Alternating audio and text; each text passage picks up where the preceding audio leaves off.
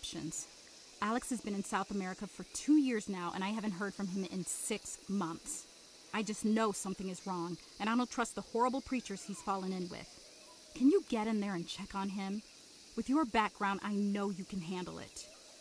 Get him out if things look bad.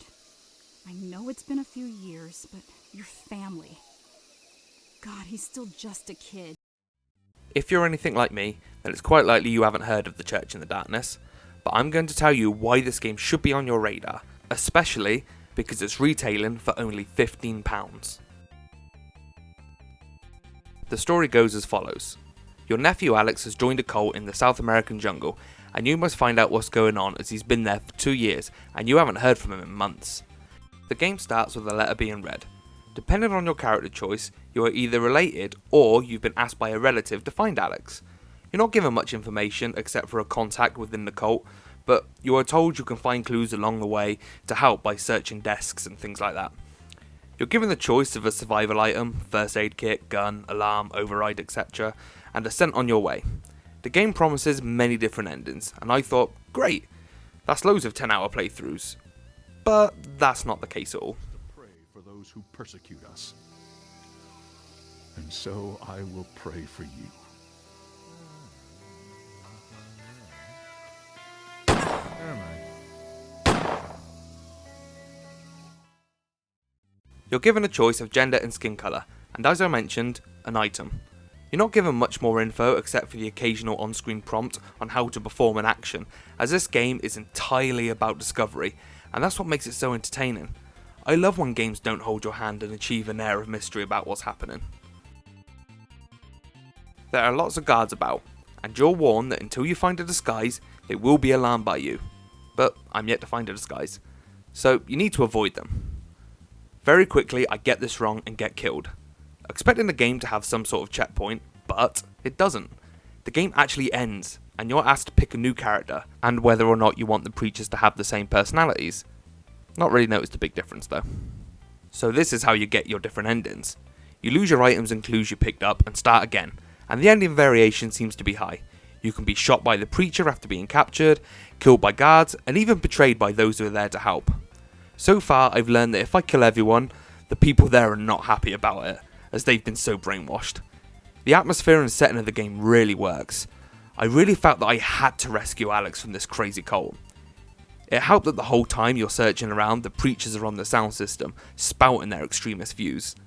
There are even camp members who sing songs.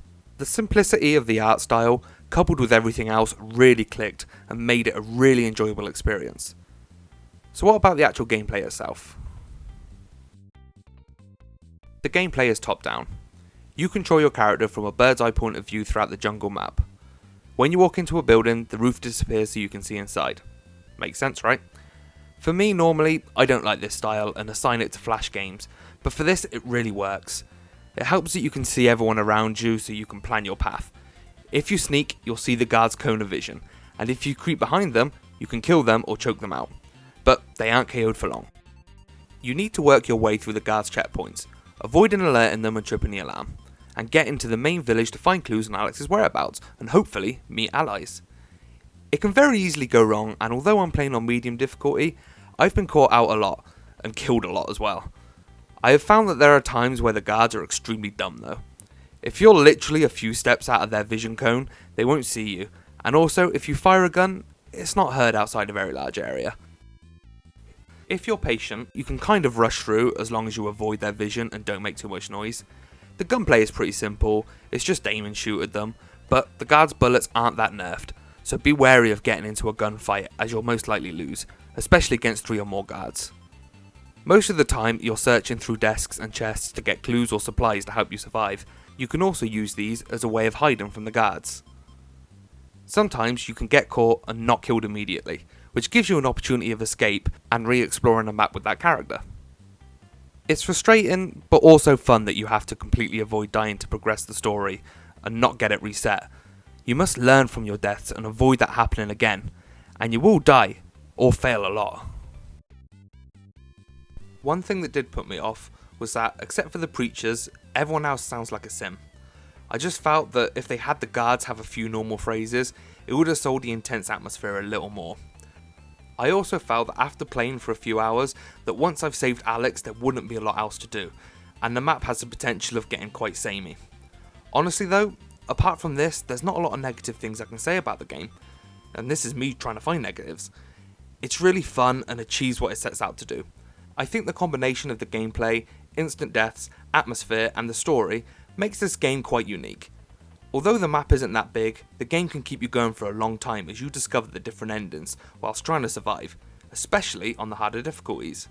When you take into consideration the price of the game, it's absolutely fantastic. I've played many worse games that were at least £10 more expensive.